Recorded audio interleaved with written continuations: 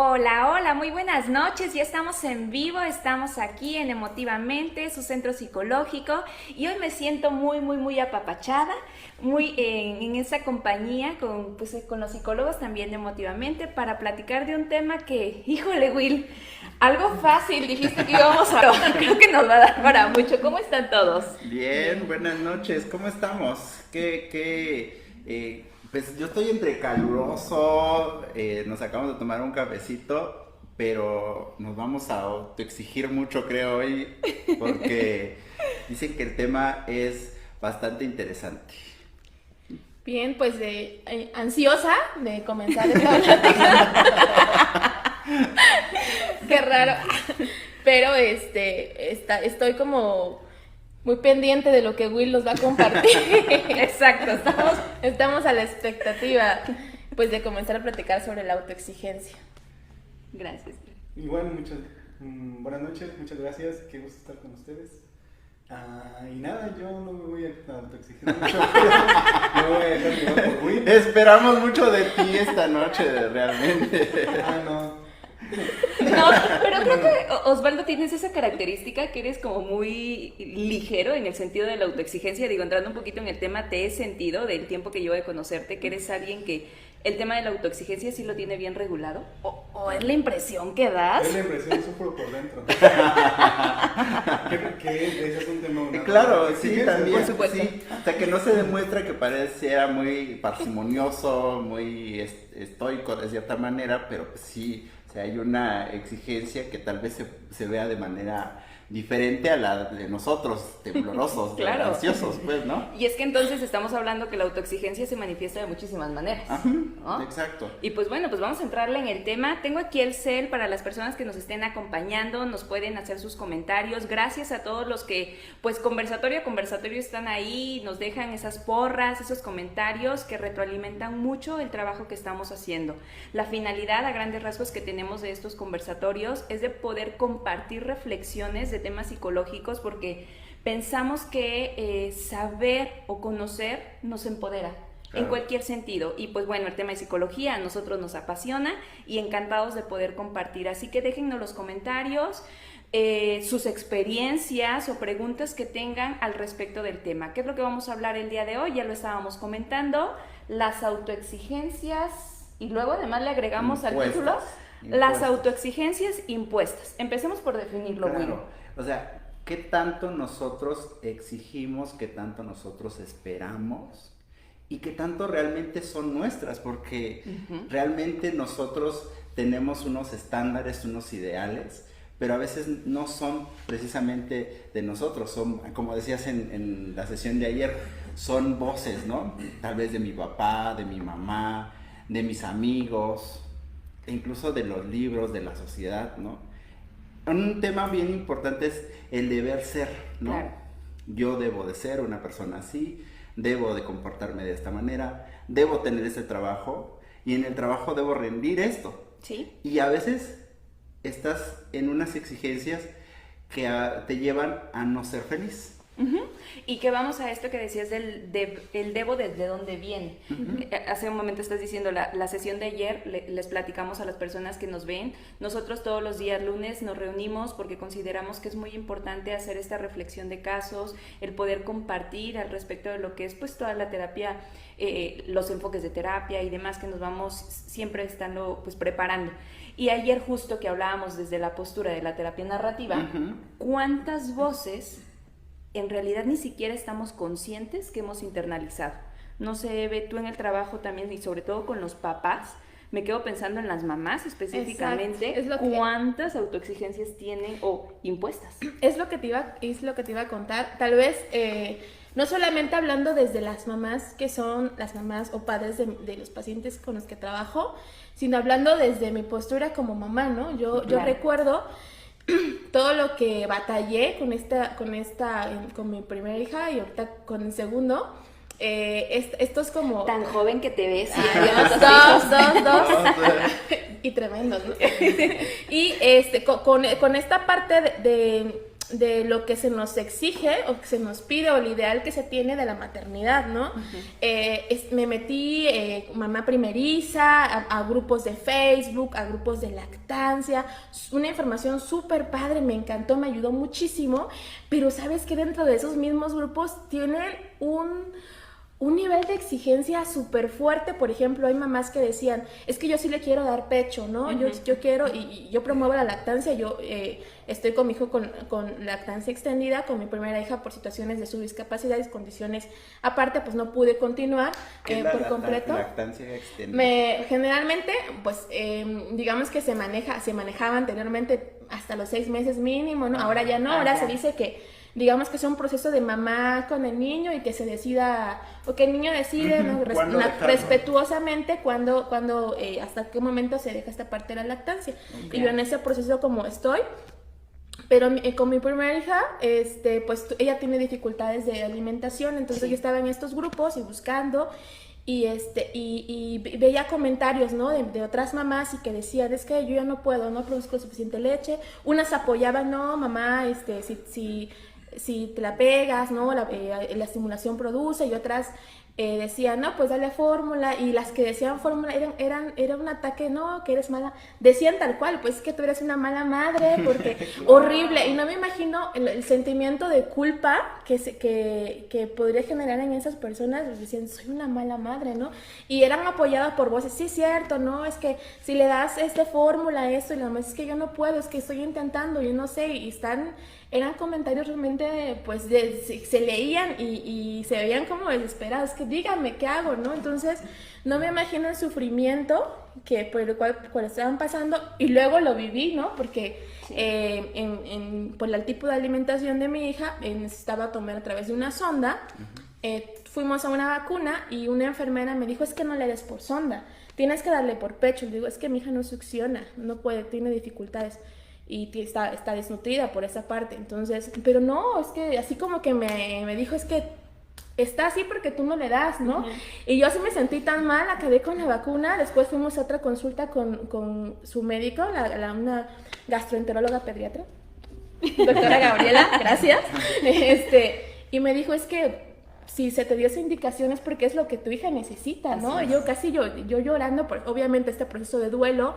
Mi hija estaba muy pequeña, situaciones difíciles, y estas voces, ¿no? De personal médico, de otras mamás, o sea, el sentimiento de culpa y todo lo que viene para las madres es súper fuerte. Y ni decir lo demás, no, eso nada más con el tema de la alimentación y la lactancia. Exacto. Deja tú la crianza, los berrinches, que si lo cargas porque no lo cargues, que lo embrasilas, o sea, cosas hoy, no. Pero es que hay muchísimos temas, ahorita vas hilando y yo pienso en mamás que tengo en la consulta que de repente si salgo sin mis hijos soy una mala madre. Exacto. Si me doy un momento fuera de lo que es la crianza, entonces eres una ingrata porque estás dejando solos a tus hijos. Y ahorita que te comentabas esto de la lactancia y cómo hay otras personas que pueden juzgar, siento que eso cae mucho en este deber ser, o lo que platicábamos hace un momento, desde donde yo lo estoy diciendo. Y pasa con muchas posturas. Yo, y no quiero levantar aquí temas aparte del feminismo, pero de repente hay algunas personas que caen en un feminismo radical de, es que este es el actuar, y entonces fuera de este actuar todo está mal, y si no es mi manera de pensar, porque yo pienso que la lactancia materna es lo ideal y demás, entonces está mal que le des fórmula, y todo lo que sale fuera de mi patrón de pensamiento, entonces ya, no sé, ¿cómo ves, Osvaldo? Porque creo que es un tema, y también en los hombres. Ya eso íbamos, creo que al principio, o sea, son diferentes formas de en ese prejuicio que decíamos, ¿no? Pareciera que no. Creo que también la forma de responder a la autoexigencia está impuesta, pues, porque igual, o sea, me imagino a otros papás de personas con discapacidad, y va a ser más o menos lo mismo, nada más que, pues, igual no lo expresas tanto, lo expresas de manera diferente, o te lo quedas callado, estás todo el tiempo enojado, ¿no? Creo que también, sí, toda esta violencia es sistemática, pareciera que tiene que ver con cosas que producen, o sea, con ser mamá, con ser trabajador, con ser estudiante. Hace muchos años con un amigo, y esto es como para ver hasta dónde está esto de la autoexigencia, estábamos revisando foros de internet y recién había salido un juego que no me acuerdo cuál era, pero había como armas realistas, ¿no? Y era muy realista el juego de estar en una guerra. Y él me decía, mira cómo se están comentando acá, porque había gente muy clavada en ese tema, o sea, decían, no, esta arma que sale en tal etapa del juego es esta, y otro demostraba, no es esa, tiene una modificación que se hizo en no sé qué año. Entonces, esto de exigirle, de autoexigirte, ya no es solo para las actividades que producen, sino también para las actividades de ocio. Claro. Claro. Entonces, cuando vas o metes a tu hijo o a tu hija a actividades que también. deberían relajarla, estás, no, pues que el concurso de taekwondo, no, Claro. que el siguiente examen. Que Es sea que lo mi mejor, hijo, que sea... mi hijo va a ser el siguiente Messi, ¿no? Sí. Y el pobre ni le gusta el fútbol, ¿no? Tal vez. Sí, y eso lo platicábamos creo con ustedes dos, Sí. Ustedes que son papás, digamos, vas a meterlo a alguna actividad extraescolar siempre y cuando le guste. Claro. No porque lo quieres hacer así como el chico súper talentoso o talentosa y ya el niño está estresado, le generas un estrés porque tiene el lunes la clase de pintura, el martes la clase de piano, de danza, de cosas que a veces ni le gustan, pero incluso tú le dices que le gusta. Y al último el niño dice, es que sí me gusta, ¿no? Pero con una cara de desánimo, es que sí, estoy bien emocionado, voy a ir porque sí me gusta. ¿A qué niño le gusta la escuela o la tarea? Realmente, a ninguno, pero a veces son Bueno, muchos sí, hay yo algunos, conozco algunos. pero son muy pocos, pero que realmente le gusten y que digan, no hombre, el domingo voy a hacer mi tarea, porque, o sea, realmente no lo es. Pero muchos de ellos dicen, es que yo soy un muy buen estudiante, y empiezan con ese muy buen estudiante que tal vez sí lo sea, pero entonces se empiezan a desesperar por querer siempre ser el buen estudiante. Y nunca vas a ser siempre el buen estudiante, porque seguramente alguien será mejor en matemáticas, alguien será mejor en español, será mejor en otras áreas. No puedes ser bueno en todo, Pero es ni que todo entonces, el tiempo. pero es que entonces, ¿cómo estás evaluando o cómo has introyectado el concepto del buen estudiante? Exacto. ¿Qué es para mí o qué me hicieron ver mis padres que es ser buen estudiante? Yo he tenido pacientes, sobre todo en secundaria, creo que es donde yo me he encontrado, chicas, chicos que si no tienen el cuadro de honor, si no Exacto. salen en el 10 perfecto, es una ansiedad. Es cuantitativo el ser buen estudiante, Claro. ¿no? Sí. 10. Pero es secundaria. Yo he tenido de preescolar. Wow. Sí. Niños de preescolar Wow. que si no colorean perfecto para ellos, perfecto, rompen, tiran, lloran, es que no me sale bien. Y yo lo veo súper bien colorado dentro del margen, pero si salieron milímetros de la raya, no, entonces de fresco, pues entonces sí, ya el nivel ya no se mide, no hay calificación, pero es desde mi valoración tan estricta, tan rígida, y esa valoración pues obviamente no nació esa niña o ese niño de preescolar teniéndola, sino fue aprendida, ¿no? Claro. Esta O parte te pasa que también comentabas. con los niños que a mí me ha tocado un simple dibujo de una persona, un simple dibujo de una familia, de un árbol, de lo que quiera dibujar, y se tarda tiempo, súper tiempo. También. Y no porque no Sí. lo pueda hacer, porque la indicación a veces es hazlo como quieras. Sí. Y como quieras es de gusto, ¿no? De placer, Sí. que lo hagas como a ti se te antoje. Pero mismo se vuelve crítico y dice, no, así no está bien, ¿verdad? Y se te queda viendo. Y entonces me llevas a pensar en el tema de la toma de decisiones. Después se llega a consulta porque es que dudo mucho en mis decisiones, o es que no estoy tomando decisiones, o es que no sé qué hacer en tal situación, ¿no? Claro. ¿Por qué? Porque desde esta formación en todo momento estoy en una actitud de querer la perfección o querer la aprobación y por ello no tomar mis propias decisiones. Exacto. Pero ahorita que los escucho me quedo pensando, ¿entonces la autoexigencia es mala? ¿O caemos siempre en esta actitud dicotómica? Porque creo que, y lo platicaba la semana pasada con Dani y con Gaby, creo que uno de los graves errores que tenemos en términos de nuestra estabilidad emocional es caer en la dicotomía. Que de repente es o es mala Del bueno al malo. exacto, es malo el miedo y hay que quitarlo, o es bueno sentir alegría y nada más, ¿no? Como en una actitud muy en antagonismo. En el caso de la autoexigencia, ¿es mala? Pues fíjate, diría yo que cuando sea impuesta, no sé ustedes, pues es mala, o sea, cuando no es tuya, cuando no te genera placer, porque hay cosas que te exiges y dices, hoy no voy a dormir para terminar una serie y te lo impones, ¿no? Y dices, ahora lo termino porque lo termino, o el libro. Tengo que saber ¿no? quién mató al jardinero. Exacto. Hoy. Pero lo estás disfrutando.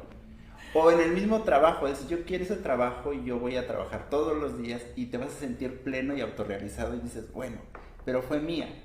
Pero no así como del que te impongan el hecho de tienes que estudiar cierta cosa, cierta carrera, y tienes que sacar 10 y estás harto, fastidiado, pero aún así te queman las pestañas por lograr satisfacer la necesidad de otro. Entonces, si te voy entendiendo bien, Will, tendría que ver desde dónde estoy parada. O sea, si yo estoy parada exigiéndome, pero desde un esfuerzo, desde un lograr, desde un crecimiento, no necesariamente es mala la exigencia, No, es funcional. Es funcional. Pero si estoy flagelándome, entonces...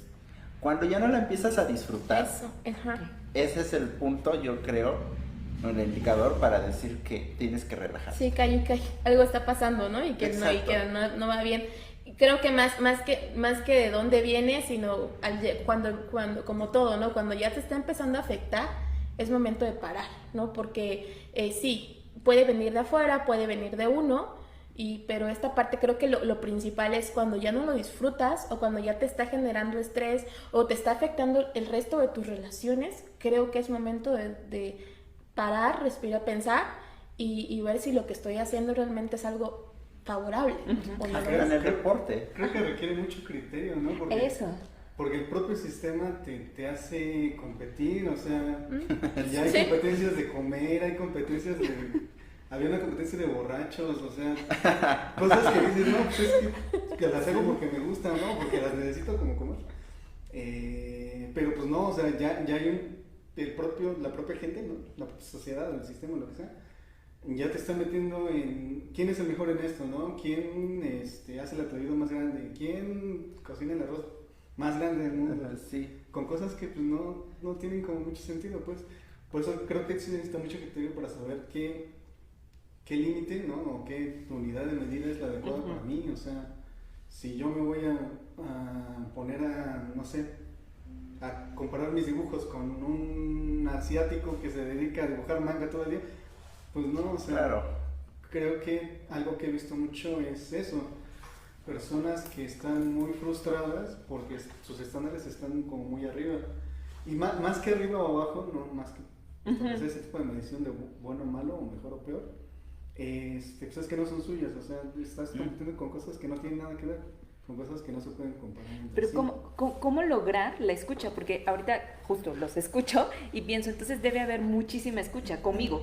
O sea, aprender a escucharme y tener esta capacidad de autorreflexión y de saber que el parámetro no está allá afuera, sino conmigo. Pero es, híjole, bien complejo. En terapias es uno de los temas muy recurrentes en la consulta, o sea, de llegar personas que no están teniendo la capacidad de escucharse y de tener estándares de compararse con otras personas y en este comparar, pues tener este nivel de autoexigencia que los está lastimando.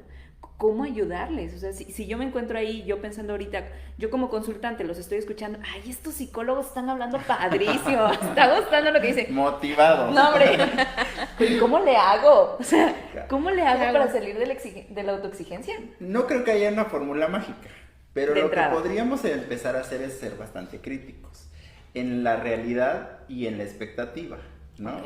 Muy humanista el asunto, pero o sea, sí ver dónde está mi expectativa, hasta dónde quiero llegar. Hay expectativas que se pueden alcanzar con mucho trabajo, con mucha exigencia, pero también hay que bajarlas un poco. Y tal vez cuando hablamos ese día del proyecto de vida, esa es la función, ir midiendo, ir escalón por escalón. Seccionando, ¿no? Exacto, Seccionando, pum, pum. porque no puedes llegar a ser director de la empresa si has empezado desde abajo en 3 meses. Tendrás que trabajar y tendrás que conocer y tendrás que capacitarte, etcétera, si realmente lo quieres. Pero no es que llegue así nada más porque sí. O sea, lleva un proceso también de reflexión, de crítica y también un proceso en el cual tienes que relajar las cosas. Por salud, y creo que también ese sería un criterio, cuando ya daña tu salud, ¿no? Cuando ya te está afectando a nivel de salud, porque no estás durmiendo bien, porque no estás comiendo bien, ahí es un indicador de que ya te estás pasando, pues porque hay cosas que sí no se pueden detener, la alimentación, el sueño, el mismo ocio. Claro. Y hay gente que, fíjate que a nosotros nos pasa, porque ¿a poco no tienes el tiempo ocioso, pero lo quieres hacer productivo? ¿No? O sea, dices, no, pero o sea, tengo una hora libre, voy a descansar. ¿Cuál es tu descansar? Agarras un libro, te te pones a hacer otra cosa, incluso decía una persona, me pongo a ver la serie y me genera estrés porque me quedo con el pendiente de qué va a pasar después. Y entonces te quedas así como de, ay, pero la regreso a ver en la noche, ¿no? Como si fuera un trabajo. Ya lo empiezas a sufrir o te quedas con la preocupación de lo que le está pasando al protagonista. Entonces, sí, a veces creo que el ocio será muy padre. Lo que me dijo una paciente, y me dijo, me acosté y me desconecté del mundo y se me olvidó que tenía yo hijos, se me olvidó que tenía marido, se me olvidó que tenía yo un montón de trabajo y lo disfruté. Claro. Y me dormí. Y eso es justamente la función de la parte ociosa del descanso, de que realmente lo dediques para no hacer muchas cosas más que el disfrute personal. Y es que suena fácil, pero que hay personas que no se lo permiten, o sea, exacto. O lo intentan y ¿no? Se despiertan, sí, esto, ¿no? Y estás durmiendo y ya estás como pensando, ni siquiera durmiendo, te acostando, se me olvidó hacer esto, se me olvidó, entonces estás ahí intentando hacer que pareciera tan fácil y me acosté y me dormí, pero realmente cuando ya hay dificultades para centrar tu atención en el descansar o decir, a ver, aparto lo que tenga, ¿no? Lo familiar, lo laboral, lo emocional, y me voy a descansar, realmente hay veces que es prácticamente, parecería que es imposible, ¿no? Claro. O lo ven así, ¿no? Como, pero tiene que ver con lo sistémico que dice Osvaldo, o sea, porque te ponen, siempre tendrás pendientes, o no les ha pasado a ustedes que siempre tienes pendientes. No acabo. No acabo. Y si no tienes, te los inventas. Eso es lo que te estoy diciendo ahorita de la autoexigencia. Entonces me lo invento porque dices, no puede ser posible que yo el domingo no tenga nada que hacer. ¿Cómo no voy a tener nada que hacer? ¿No? Una vez atendí una pareja, la que tenía mucha ansiedad era ella.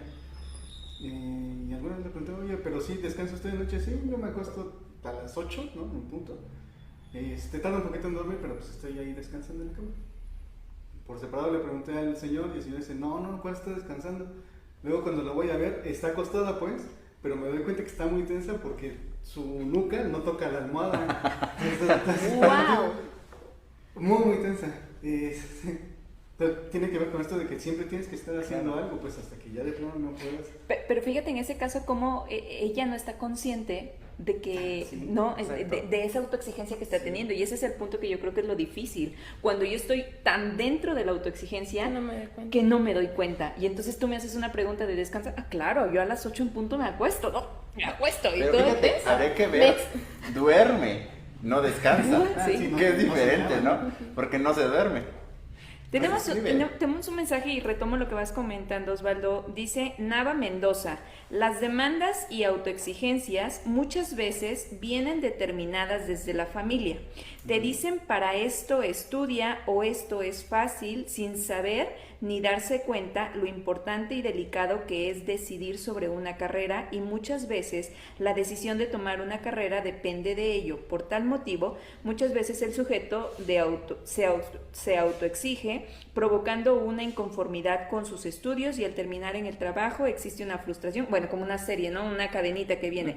Me autoexigí tanto en la carrera, nos dice Nava, y termina en un trabajo que le exige frustración, intolerancia y temor a demostrar sus verdaderas habilidades. Por ello es importante escuchar y conocer las necesidades de cada persona. ¿Y cómo escuchamos nuestras necesidades? En ese caso, ¿qué hacemos con esta señora, no? Creo que de otro, el que se me viene a la mente es otro.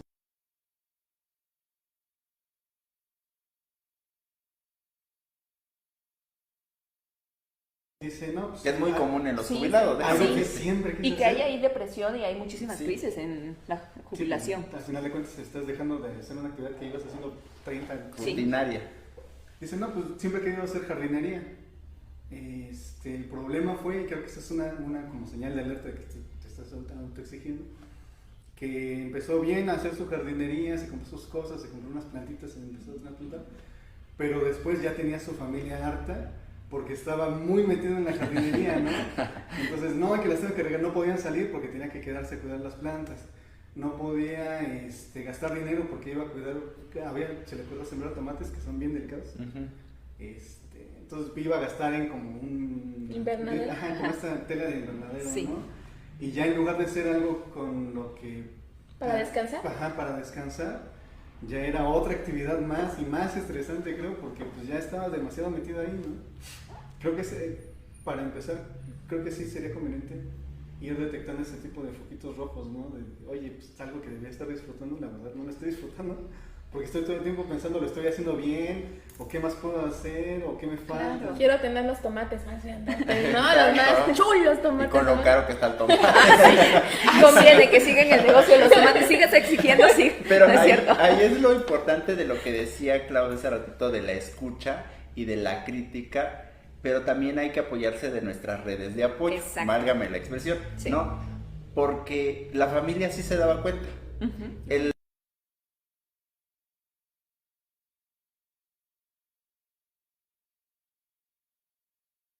hay que escuchar también, habrá que filtrar lo que es positivo Claro. y lo que no, porque Claro. no todo sirve de lo que nos dice la gente, ¿no? Pero al fin de cuentas sí hay que estar atento a lo que dicen, porque puede ser que nos perdamos en esta autoexigencia. Y ¿sabes qué? No solamente se va a lo laboral. Ahorita que viene diciembre, mijita, ¿cuándo el novio? ¿No? Mijita, ¿cuándo la boda? Mijita, ¿cuándo el niño? Mijita, ¿cuándo termina? O sea, ya está, y es la tensión y siempre es que ya voy a ir, ¿no? Y es, Sí, y es hasta verdad. en eso, o sea, hasta en las relaciones sociales hay exigencia, ¿no? De parte externa de la sociedad. O que, y esa cara, ¿no? O sea, te lo están diciendo tal vez en buen plan, pero es así como de, ¿por qué tendría que cambiar mi cara? Pues es la que tengo, Claro. o es el estado de ánimo que cargo, Y que ¿no? lo decíamos la semana pasada, el derecho a estar mal, a Ajá. sentirme mal, como O socialmente molesto. lo decimos, enojado, triste, el nombre que yo le quiera poner. Ujú. No todo el tiempo tengo que estar sonriendo. Nada más como un pequeño, como hacer énfasis. Somos seres sociales. Claro. Y lo comentabas muy bien ahorita. Hay que identificar, y esa es una sugerencia que les dejamos, hay que identificar a nuestros significativos. O sea, ¿quién es mi red de apoyo? ¿Quiénes son para mí las personas que sus comentarios me son de reflexión? No siempre van a ser positivos y me van a agradar, pero sé que me están monitoreando, y en esta interdependencia, en esta relación que tengo con los otros, el poder saber qué es lo que el otro está pensando de mí me va a ayudar también para las autoexigencias, ¿no? Ujú. Y ahorita que tocaban este término que decías de la dicotomía entre ser bueno y malo, hay que tener mucho cuidado. Apenas me dijeron, eres muy buen hijo, ¿no? ¿Y qué significará? ¿Qué representa ser un buen hijo para los demás, ¿no? Y yo cuando me lo dijeron, sí me quedé pensando, dije, eres un buen hijo, y se me quedó así, ¿qué significará ser un buen hijo para los demás? Ujú. O sea, ¿en qué conceptos te tienen de, no sé si de sacrificio, de dar todo? Porque realmente no es así. O sea, sí lo haces cuando lo haces de buena gana. Pues, buen pero hijo, cuando buena ya se te madre, impone. ¿no? Exacto, buen Creo, hijo, que, buena creo madre. que cualquier concepto, buen padre, buena madre, buen hijo, buena hija, o sea, Buen esposo, lo que sea. tiene mucho que ver con el sacrificio. Sí, exacto. Que esa es parte de la autoexigencia impuesta. ¿Cuánto o cómo estamos considerando el ser bueno? Ujú. Si desde el sacrificio, desde el disfrute, o desde el, dicen ellos, hacer las cosas bien. ¿Qué significa hacer las cosas bien? Porque es bien complejo, pues, lo que es bueno. Ahorita que estaba revisando los trabajos y decían los alumnos en investigación, una buena educación, ¿qué será ser bien educado? ¿No? Y voy conectando con lo primero que iniciamos este conversatorio, la terapia narrativa, es esta constante autorreflexión de los conceptos. Ujú. Y esa también es otra invitación, otra sugerencia, que no nada más apropie lo que están diciendo de mí, ¿no? Y diga, me cuelgo la cadenita de buena psicóloga, ¿no? O sea, no, en realidad, ¿qué está haciendo para el otro que sea yo buena? ¿Desde Claro. dónde lo está diciendo? Y yo cómo lo estoy apropiando. Creo que es muy importante que todos llevemos esta constante autorreflexión. Pues sí, creo que Sin son- autoexigirse. Creo que ahí sería importante ver también el punto de la perfección que decían ahorita, ¿no? Ujú. ¿Cómo vamos a ver la perfección? O sea, ahorita que te dijeran, eres un psicólogo perfecto, ¿cómo lo conceptualizarías como ser el psicólogo perfecto? Y cómo buscar, porque cuando te dicen eres bueno, dices, sí, soy bueno, y después te empiezas a plantear, dices, chingale, no la vaya yo a regar ahorita, porque o sea, el hecho de que tenga fracaso tiene un impacto sobre esa imagen que he construido de ser buen psicólogo, buen hijo, buen esposo, lo que sea. A veces un fracaso echa a perder todo, y eso pasa mucho con los pacientes. Sí. Que hay que hacer en este proceso de crítica y de acompañamiento, que por una cosa mala hay un montón de cosas buenas. pero Entonces- te centras en lo malo. Entonces también una sugerencia podría ir encaminada a ser conscientes o tener este principio de realidad que existe el fracaso, que a todos nos va a pasar y que no porque fracaso significa que ya está todo perdido y que ya, sino al contrario es parte del aprendizaje de vida. ¿Sí? Pues vamos cerrando porque el tiempo se va súper rápido y ya prácticamente son las 8 de la noche. Muchas gracias a todos los que estuvieron compartiendo con nosotros. Me gustaría que pues muy brevemente para cerrar alguna sugerencia, idea, conclusión sobre este tema de las autoexigencias. Gracias Will por el tema, me pareció muy bueno y queda para muchísimo más, pero pues bueno, si cada uno me ayuda a dar su aporte, conclusión. Adelante. Así para que tengamos más tiempo para pensar, ¿no? Sí, creo que hay actividades que se tienen que hacer, hay deberes, hay obligaciones, pero también igual siempre hay que guardar algún espacio para el ocio o para el disfrute de uno mismo, ¿no?